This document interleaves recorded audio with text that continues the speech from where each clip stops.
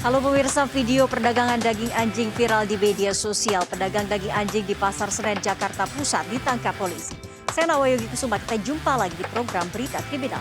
Bersama kita akan mengungkap dunia kejahatan dengan berbagai laporan kriminal dalam Serdam.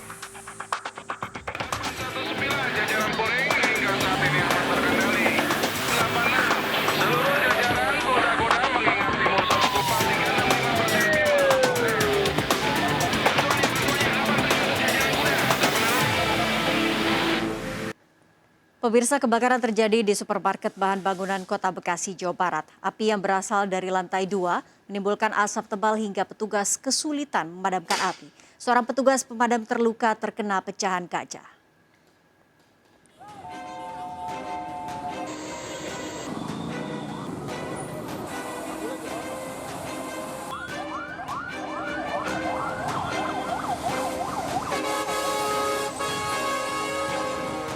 Kobaran api membakar sebuah supermarket bahan bangunan di Jalan Insinyur Haji Juanda, Kota Bekasi, Jawa Barat. Petugas yang datang segera berjibaku memadamkan api. Banyaknya warga yang menonton dan tebalnya asap jadi kendala petugas memadamkan api. Tebalnya asap berasal dari barang yang mudah terbakar. Akibat kejadian ini, seorang petugas terluka karena terkena pecahan kaca. Api muncul pertama dari lantai 2 dan dengan cepat menyebar ke seluruh bangunan. Pak, yang kebakar awal mula dari lantai berapa, Pak? Lantai 2. Lantai 2 ya, Pak ya? Lantai 2. Sejauh ini ada berapa mobil pemadam, Pak, yang diterjunkan, Pak? Ada 14 unit, 1 unit kabupaten. Api padam 5 jam kemudian. Karyawan toko yang datang sementara belum diperbolehkan masuk. Tidak ada korban jiwa pada kejadian ini. Dari Kota Bekasi, Jawa Barat, Rahmat Hidayat melaporkan. Melanggar aturan PPKM level 3, 2 tempat hiburan malam di Jakarta dan Tangerang disegel Polda Metro Jaya karena nekat buka hingga dini hari. Saat digeledah, petugas juga menjaring belasan pengunjung.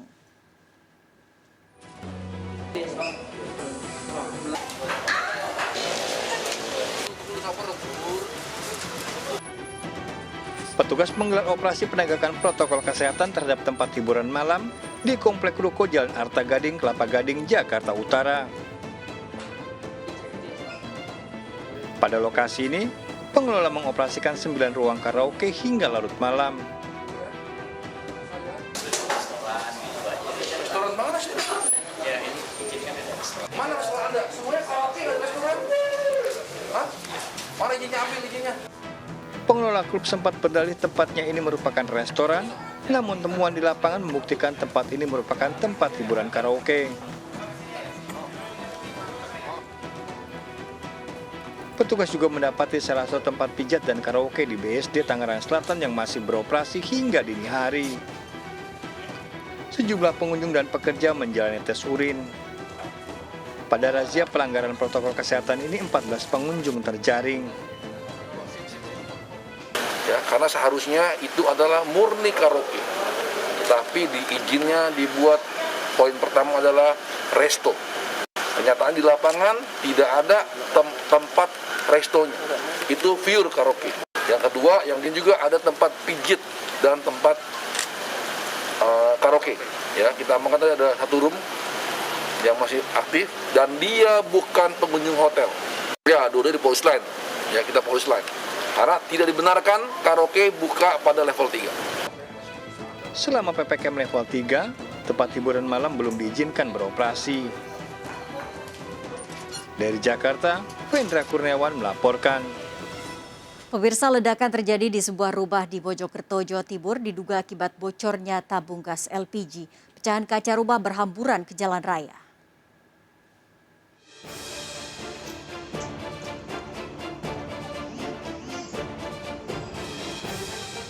Kerasnya ledakan membuat sejumlah ruangan di sebuah rumah di Jalan Karyawan Baru, Kranggan, Kota Mojokerto, Jawa Timur, rusak.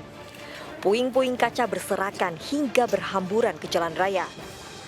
Polisi melakukan olah TKP dan memasang garis polisi. Ledakan terjadi Minggu dini hari saat 3 penghuni rumah sedang tidur di lantai 2. Dari pemeriksaan saksi, tim Lab 4 Polda Jawa Timur memastikan ledakan disebabkan kebocoran regulator tabung gas 12 kg. Pada selang regulator tabung gas terdapat bekas perbaikan. dari hasil olah TKP tim lapor itu ledakan bersumber dari kebocoran LPG, tabung LPG yang dipicu otomatis apa itu sanyo pompa air, karena setiap jam itu dari keterangan anak pemilik rumah, ya kan, setiap jam itu nyetek otomatisnya. Mungkin ada kebocoran air, jadi setiap 1 jam nyetek gitu. Jadi ada picuan dari spark api. Di lokasi, polisi mengamankan tabung gas 12 kg, selang regulator, serta kompor gas untuk penyelidikan lebih lanjut. Dari Mojokerto, Jawa Timur, Solahuddin melaporkan. Petugas menemukan sejumlah bahan untuk meracik bom ikan atau bondet di lokasi ledakan yang menewaskan 2 orang warga. Kerasnya ledakan juga membuat sejumlah rumah hancur.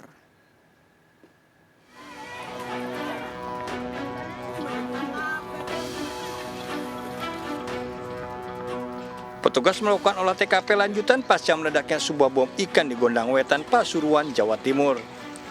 Pada lokasi kejadian yang menyebabkan 2 tewas ini, ditemukan sejumlah bahan untuk meracik bom ikan tersebut.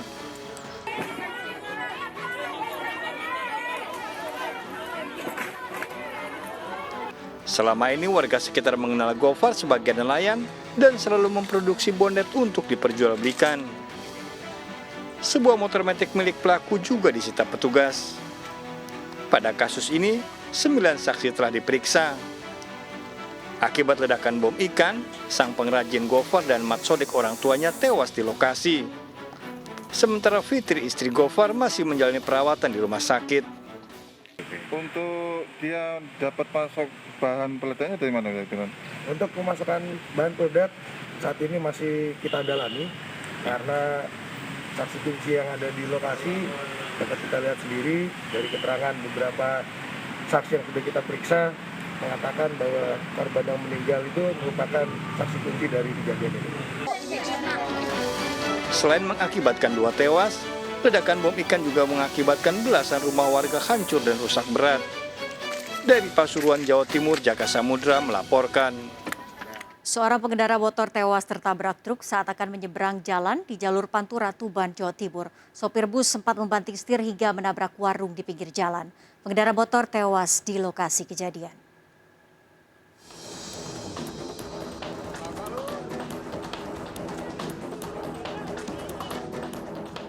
Pengendara motor ini berupaya menyeberang jalan diduga tidak memperhatikan situasi di kiri kanan jalan di jalur Pantura Desa Bulujowo, Tuban, Jawa Timur.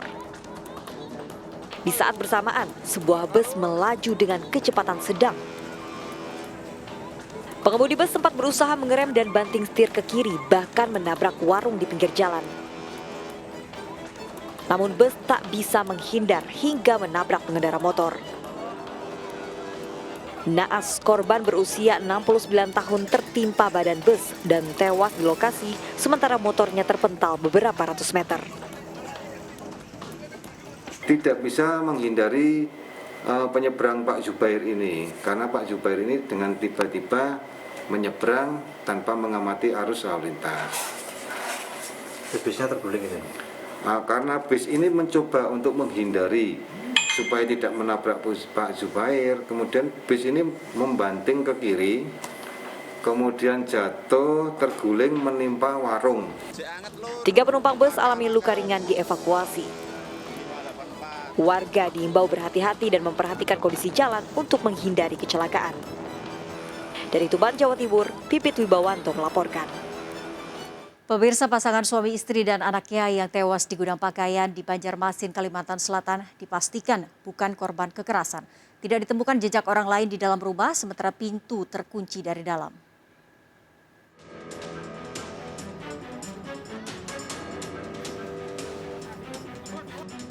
Sobari Hatijah dan anak bungsunya yang berusia 6 tahun ditemukan warga tewas tertimbun pakaian di gudang tempatnya bekerja, Jalan Ratu Zaleha, Karangmekar, Banjarmasin Timur. Penemuan mayat ini berawal dari kecurigaan pemilik gudang yang menerima kabar dari teman-temannya toko tutup selama 2 hari. Saat pintu gudang dibuka paksa, warga merasakan bau menyengat yang ternyata mayat tertimbun pakaian. Saya baru tahu juga waktu saya ke toko kabar karyawan selama dalam 2 hari toko buka karena abah saya, orang tua saya kan lagi di luar. Jadinya kan beliau karena yang bilang di sini. Jadi mbaknya sendiri kayak mengecek ke sini, disuruh abah orang tuanya? Enggak, tiba-tiba aja saya mau ke toko, terus saya mau ke toko, tiba-tiba saya dengar dari teman-teman almarhumah yang ikut sama kerja. 2 hari nggak ada terlihat? 2 hari, nggak ada kabar ya? Nggak ada kabarnya. Setelah divisum di rumah sakit, keluarga menolak dilakukan otopsi pada mayat. Dari hasil otopsi tidak ada tanda kekerasan di tubuh korban, sementara hasil penyelidikan polisi di gudang penyimpanan pakaian tidak menemukan jejak tindak kejahatan. Jadi dari hasil semalam juga kan ada untuk lantai 2 ya. Lantai 2 kan sudah lama nggak dihuni, walaupun ada penunggunya di situ dari korban itu. Dan di situ tidak ditemukan jejak kaki ataupun apapun, karena kan kalau banyak tebalnya debu di atas itu harusnya kalau ada yang lewat ada menimbulkan jejak kaki. Dan posisi kunci juga karena kunci tertancap dari dalam dan tidak ada kerusakan baik dari pintu atau jendela. Jadi kesimpulan nggak ada tanda-tanda korban kekerasan ya? Dan malam dari saksi ataupun dari olah TKP kita simpulkan sementara bahwa tidak ada tindak pidana di situ. Jenazah Pak Sutri dan anak bungsunya telah dimakamkan keluarga di kampung halamannya Tanah Laut. Dari Banjarmasin, Kalimantan Selatan, Denny M. Yunus, iNews melaporkan. Pemirsa, 2 pelajar tewas terseret ombak saat mandi di pantai Cimpago, Kota Padang. Jasad korban ditemukan 500 meter dari lokasi tenggelam. Proses evakuasi korban berlangsung dramatis.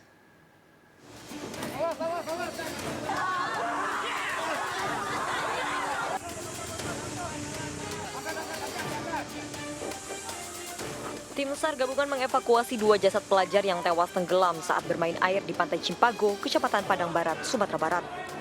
Kedua korban sedang main air di pantai bersama 3 temannya tiba-tiba terseret ombak. Ketiga teman korban sempat berusaha menolong namun gagal. Naas diduga korban tak bisa berenang tenggelam dan ditemukan 2 hari kemudian tak jauh dari titik awal tenggelam. Evakuasi sempat terkendala cuaca buruk dan gelombang tinggi. Mandi-mandi di pinggir laut. Iya. Karena arus ombak besar, 2 orang terseret sampai ke tengah. Kawan yang bertiga mencoba menolong, namun tidak tertolong, dan kawannya hanyut. Keluarga korban histeris saat jasad 2 pelajar 16 tahun ini dievakuasi ke Rumah Sakit Bayangkara Polda Sumatera Barat. Sementara 3 teman korban selamat. Dari kejadian ini, warga diingatkan untuk berhati-hati dan mendampingi anak-anak saat bermain di tempat yang rawan kecelakaan.